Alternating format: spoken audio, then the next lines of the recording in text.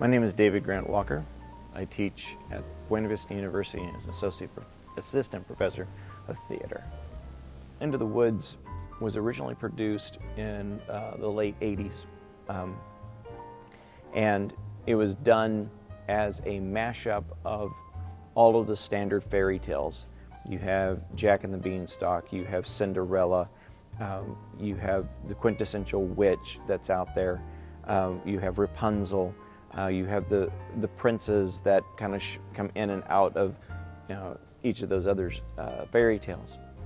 And so at the end of, as you move through the first act, you have the quest, whatever the quest is, and in this case it's to get a curse reversed on the baker and his family.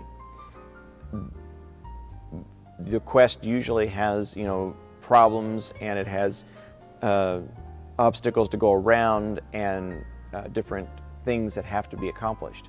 And so at the end of the first act, you've got that accomplished. Everything's happy, everybody's married to whom they're supposed to be, and we're ready for the next version. And that's where this particular musical is fun, because the next day, quote unquote, is afterwards, what happens after those particular fairy tales end.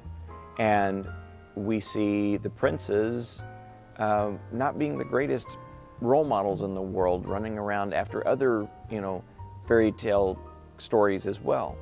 We see what happens when greed and ambition and other things enter in and become problematic, with Jack going up the beanstalk several times to keep bringing things down so that his family would have money, but then it becomes greed and ambition. So it's a very interesting movement through what we expect to what happens next. But one of the overarching themes throughout the entire show is that no matter what you do and the mistakes that you make, there is somebody or a group of people out there somewhere that care for you. And yes, you made mistakes, let's fix it and let's go on. And you're not alone when those things happen. And there are times when people alienate you or say bad things about you, and that's just life as it exists. But at the same time, finding a way, finding a network, finding a group of people that support you, love you, and are there for you is very important. And so that's kind of the moral of the story at the end. But the changes and the choices and what you give up or what you take away sometimes does define who you are.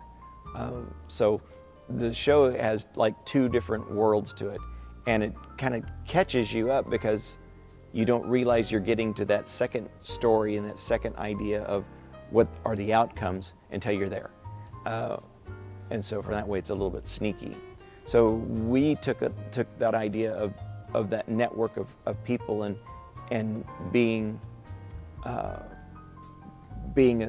within a group where people love you, back to the idea of bullying, where people are ostracized because of who they are, what they do, what they've done, all of those kinds of things, and trying to reinforce the idea that within groups, within the world, there's a place for everyone, regardless of who they are or who they've been. And that kind of held through to some of the design